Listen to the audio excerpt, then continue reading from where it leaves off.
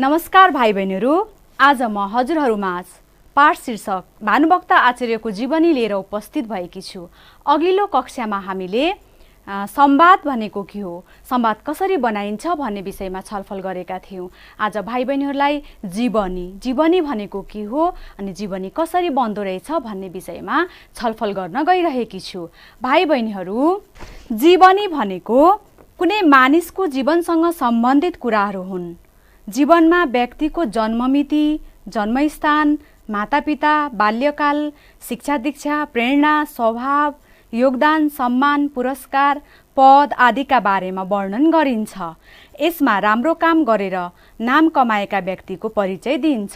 स्लाइडमा हेर्नुहोस् भाइ बहिनीहरू, जीवन भोगाईको क्रममा भएका महत्त्वपूर्ण क्षणहरूलाई समेटेर लेखिएको लेखलाई जीवनी भनिन्छ। जीवनी समाज, राष्ट्र र विश्वका लागि महत्त्वपूर्ण योगदान दिने व्यक्तिको मात्र लेखिन्छ। जुन व्यक्तिको जीवनी लेखिन्छ उहाँहरूले साहित्यका क्षेत्रमा राजनीतिक, भौगोलिक, औद्योगिक, साङ्गीतिक आदिका क्षेत्रमा महत्त्वपूर्ण योगदान दिनुभएको हुन्छ।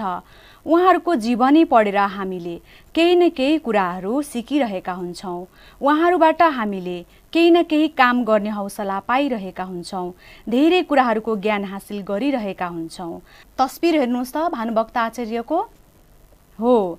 आज हामी त्यस्तै साहित्यका अनेकौं विधा अन्तर्गत कविता विधामा योगदान दिने सबैभन्दा पुराना कवि आदिकवि भानुभक्त आचार्यको जीवनी अध्ययन गर्न गइरहेका छौँ। भाइ बहिनीहरू, स्लाइडमा हेर्दै जानुहोस् है। अब आदिकवि किन भनियो त भानुभक्तलाई? सबैभन्दा पुराना कवि भएका कारणले गर्दा भानुभक्त आचार्यलाई चाहिँ आदिकवि भनिएको हो। अब म उहाँको जीवनीको बारेमा बताउन गइरहेकी छु। स्लाइडमा हेर्दै जानुहोस्। भानुभक्त आचार्य नेपाली साहित्यका आदिकवि हुन्। उनको जन्म विक्रम सम्वत 1871 साल असार 29 गते भएको थियो। उनी तनहुँ जिल्लाको रम्गा भन्ने ठाउँमा जन्मेका थिए। उनका हजुरबुबा श्रीकृष्ण आचार्य पण्डित थिए। भानुभक्तका पिताको नाम धनञ्जय आचार्य थियो। उनकी आमाको नाम धर्मावती आचार्य थियो। उनी धर्मप्रति आस्था राख्ने शिक्षित परिवारमा जन्मेका थिए। त्यति बेला कतै विद्यालय थिएनन्। उनले घरमै आफ्ना पिता र हजुरबाबाट धेरै ज्ञान लिएका थिए।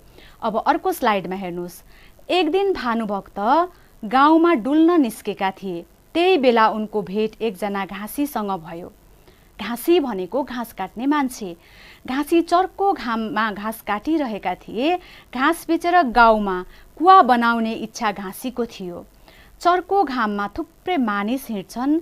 यहाँ पानी पिउने ठाउँ छैन। कुवा बनाउन पाए घाममा थाकेर आएका मानिसले पानी पिउन पाउँथे। त्यति गर्न पाए ठुलो धर्म हुने थियो। घाँसीको यस्तो विचार सुनेर भानुभक्त छक्क परे। घाँसी गरिब थिए। गरिब भए पनि घाँसी अरूको बारेमा सोचिरहेका थिए। अरूलाई सुख दिन आफू चाहिँ टन्टलापुर घाममा दुःख गरिरहेका थिए। घाँसीको कामबाट भानुभक्त खुसी भए। आफू धनी परिवारमा जन्मेर पनि अरूका लागि केही गर्न नसकेकोमा उनलाई दुःख लाग्यो। उनले मनमने कवितामै भने। अब उनले मनमने कवितामा के भनेछन् त भानुभक्तले, सुनौँ है त। भरजन्म घाँसतिर मन दिई धन कमायो, नाम क्या रहोस् पछि भनेर कुवा खनायो। घाँसी दरिद्री घरको तर बुद्धि कस्तो, म भानुभक्त धनी भई किन आज यस्तो। मेरा इनार न त सत्तल पाटीकै छन्, जे छन् सबै चिजहरू घरभित्र नै छन्। यस घाँसीले कसरी आज दिएछ अर्ती, धिक्कार होस् मक नबस्नु नराखी कृति।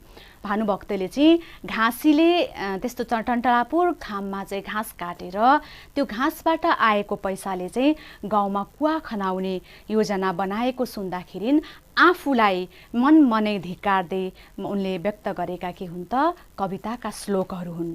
अर्को स्लाइडमा हेर्नुहोस्। घाँसीको विचार सुनेपछि भानुभक्तमा पनि केही गर्ने विचार आयो।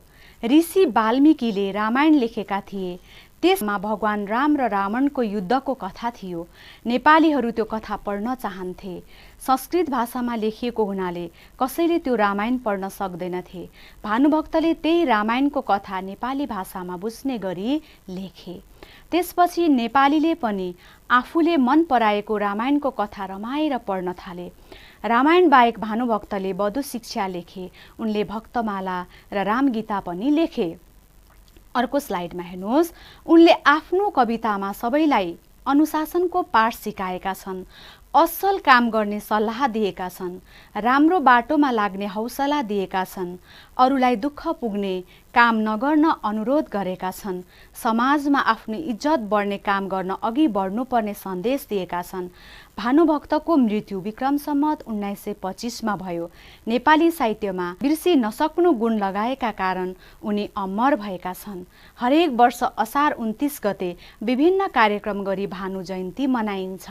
भाइ बहिनीहरू, मैले हजुरहरूलाई आदिकवि भानुभक्त आचार्यको बारेमा भने। उनका हजुरबाको नाम श्रीकृष्ण आचार्य, अनि त्यस्तै गरेर पिताको नाम धनञ्जय आचार्य र माताको नाम धर्मावती आचार्य। यसरी जीवनीमा चाहिँ जन्म अनि पिताको नाम, माताको नाम, जन्मस्थान चाहिँ उल्लेख गरिएको हुन्छ।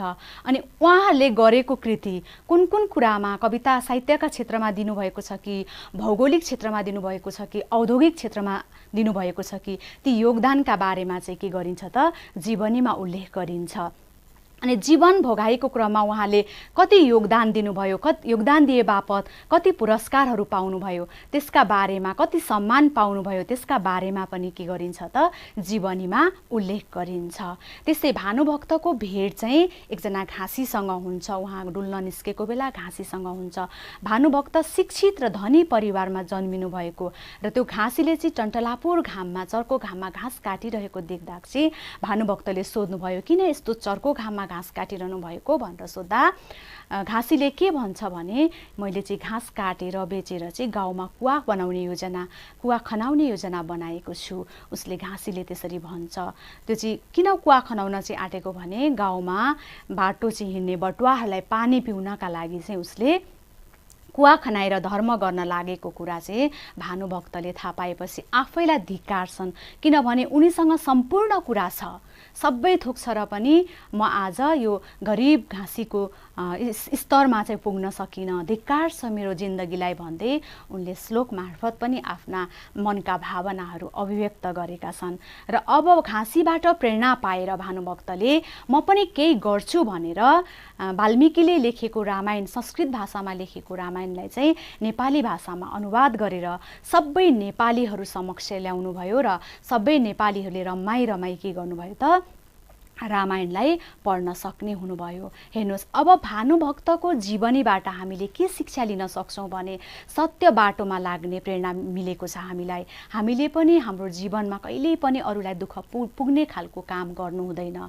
जहिल्यै पनि राम्रो बाटोतर्फ लाग्नुपर्छ, अनि मात्रै हामी के हुन्छौँ त सफलता हासिल गर्न सक्छौँ भन्ने कुरा चाहिँ उहाँले आफ्नो जीवनी मार्फत दिनुभएको छ। अब भाइ बहिनीहरू, म हजुरहरूलाई यस जीवनीमा भएका गारा शब्दको अर्थ लेख्न गइरहेको छु। ध्यान दिएर हेर्नुहोस् है। गारा शब्दका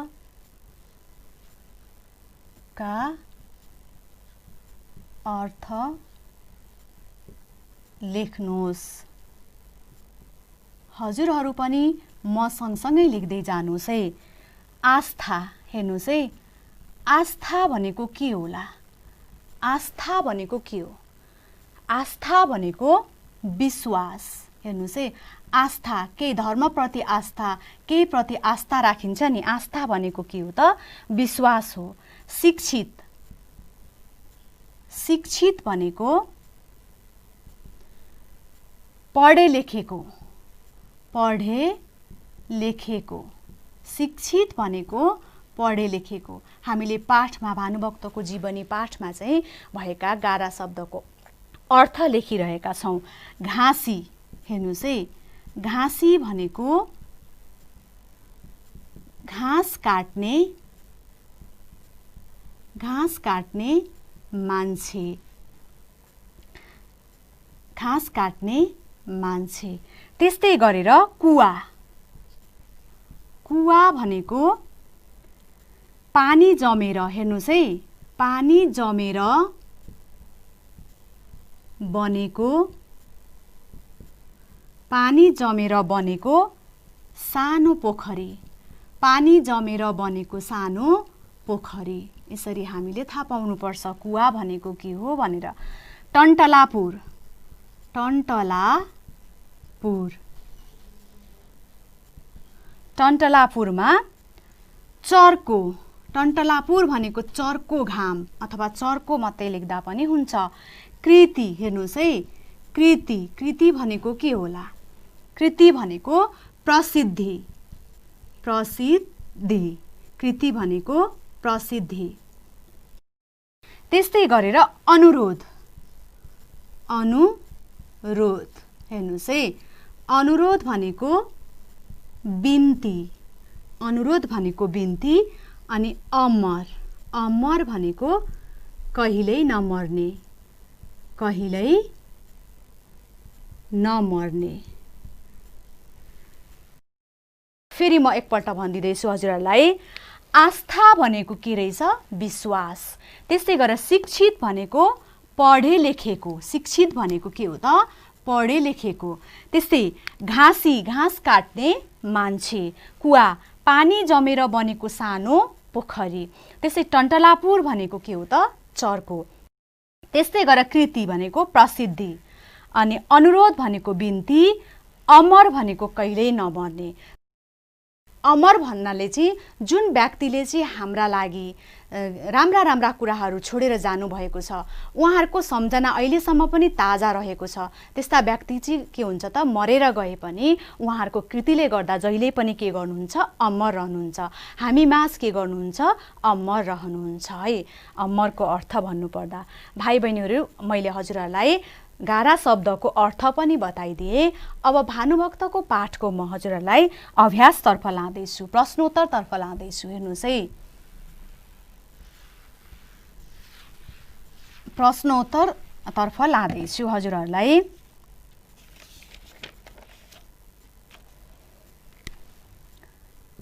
तलका प्रश्नको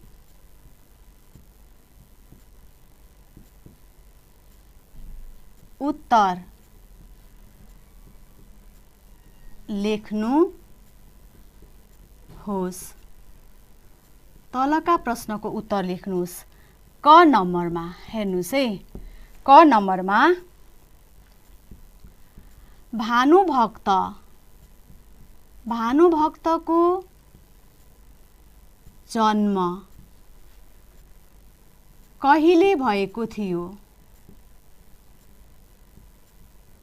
भानुभक्तको जन्म कहिले भएको थियो? अब हामीले उत्तर लेख्दाखेरि एउटा मात्रै शब्दमा होइन कि पुरै उत्तर लेख्नुपर्ने हुन्छ। भानुभक्तको जन्म, हेर्नुहोस् है, भानुभक्तको जन्म विक्रम सम्वत 1871, 1871 असार 29 गते भएको थियो। अहिलेसम्म पनि हामी असार 29 गते चाहिँ हामी के गर्छौं त? धुमधामका साथ विभिन्न कार्यक्रमहरू राखेर उहाँको जन्मदिन के गर्छौं? मनाउने गर्छौं। भएको थियो। त्यसै गरेर ख नम्बरमा हेर्नुहोस् भाइ बहिनीहरू, भानुभक्तको जन्म, भानुभक्तको जन्म कहाँ भएको थियो? अघि कहिले भएको थियो, अहिलेको प्रश्नमा कहाँ भएको थियो? भानुभक्तको जन्म, हेर्नुहोस् है, भानुभक्तको जन्म तनहुँ जिल्लाको, तनहुँ जिल्लाको, तनहुँ जिल्लाको रम्घा भन्ने ठाउँमा भएको थियो। त्यस्तै ग नम्बरमा हेर्नुहोस्, भानुभक्त, हेर्नुहोस् है, यसरी नै जन्म अनि ठाउँ अनि बुबाको नाम, आमाको नाम, अनि उहाँले गरेका कृतिहरू समेटेर चाहिँ के गर्छौँ त हामी जीवनी तयार गर्छौँ। त्यही भएर हजुरहरूलाई मैले जीवनी पढाइसकेपछि प्रश्नोत्तर गराएको हो। भानुभक्तका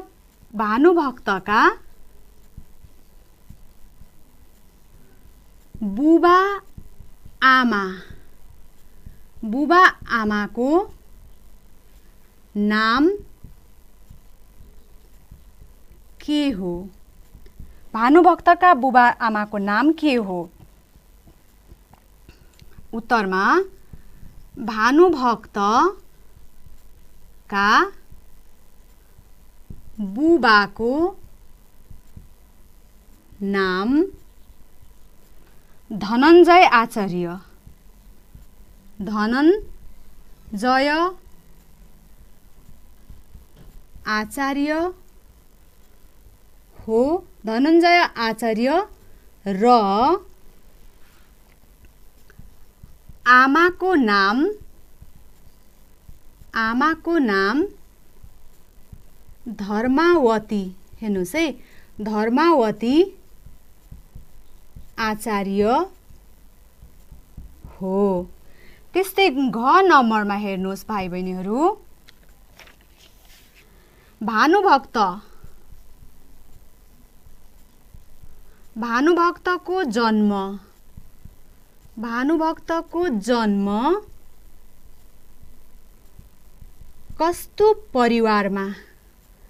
कस्तो परिवारमा भएको थियो? भानुभक्तको जन्म कस्तो परिवारमा भएको थियो?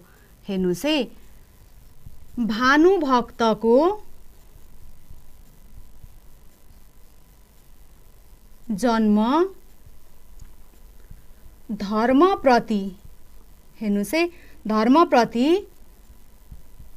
आस्था राख्ने शिक्षित परिवारमा भएको थियो। ल हेर्नुहोस्,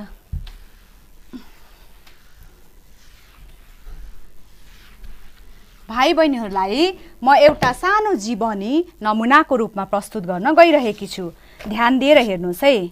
मैले यहाँ हजुरहरूको लागि चाहिँ अहिले खाली ठाउँ भरको रूपमा मात्रै हामी जीवनी हेर्नेछौँ।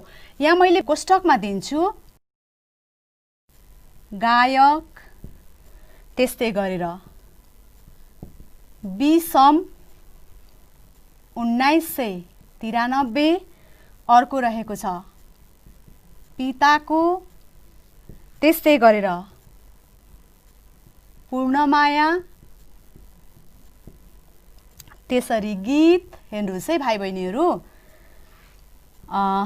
पशुपतिमा, त्यसै गरेर 7,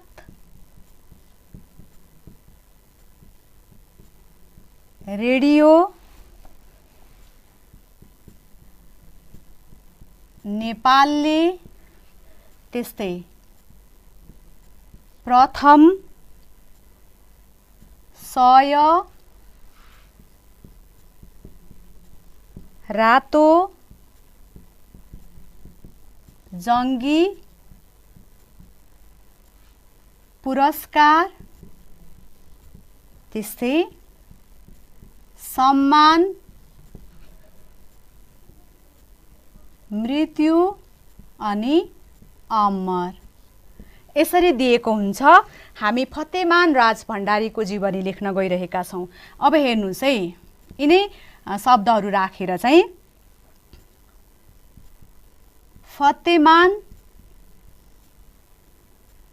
राज भण्डारी के हुन् त? अब यो हाल्छौँ हामी यहाँ सुरुमा। पहिले गायक हुन्।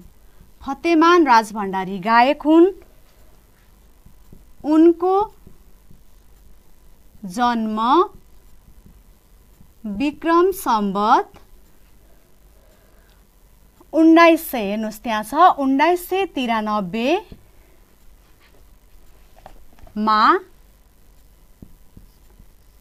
भएको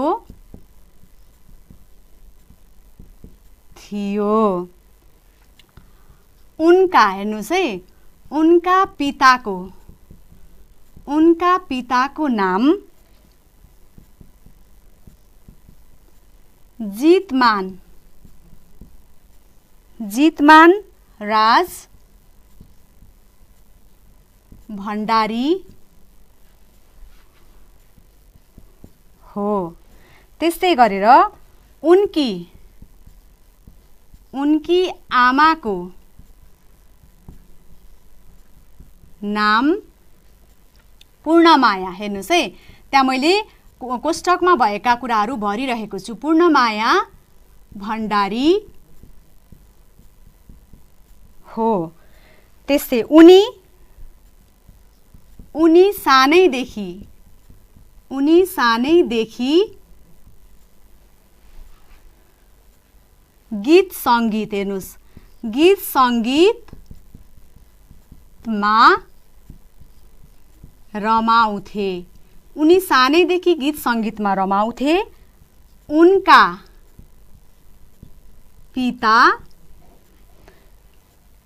पिता पशुपतिमा, हेर्नुस् है, पशुपतिमा भजन गाउँथे। उनका पिता पशुपतिमा भजन गाउँथे।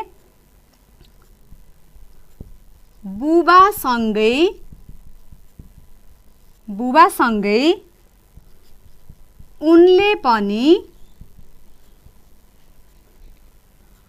उनले पनि 7 वर्ष, हेर्नुस् है, 7 वर्षको उमेरमै भजन गाउन थाले। त्यस्तै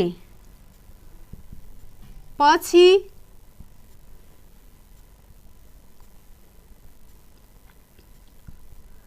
फतेमानले, हेर्नुस् है सबैजनाले, पछि फतेमानले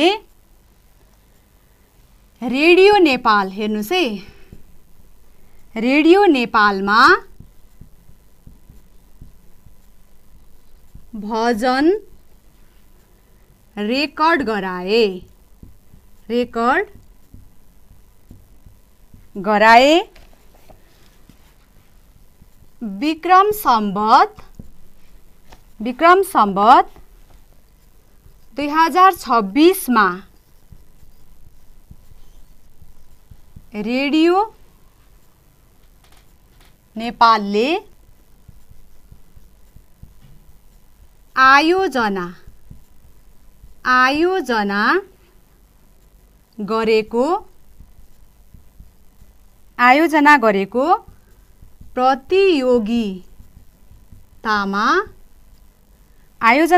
प्रतियोगितामा उनी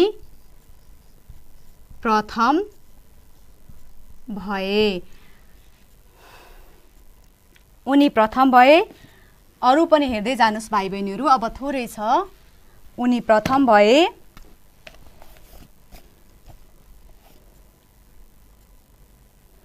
त्यसपछि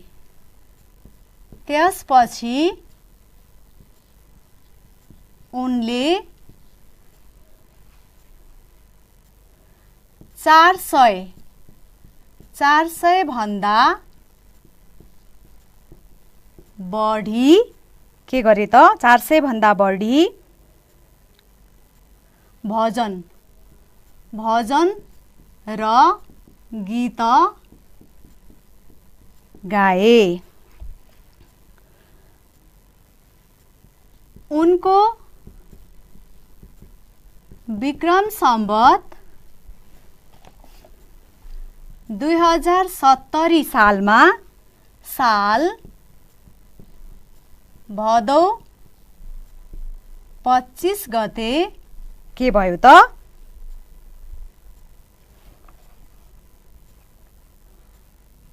मृत्यु भयो। उनी धेरै राम्रा गीत गाएकाले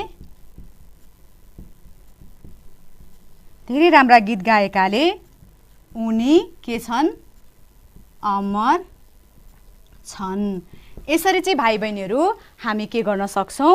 अरू पनि साहित्यका क्षेत्रमा, औद्योगिक क्षेत्रमा, अनि त्यस्तै भौगोलिक क्षेत्रमा, गायनका क्षेत्रमा योगदान दिने व्यक्तिका बारेमा जीवनी तयार गर्न सक्छौँ। आजलाई यति नै।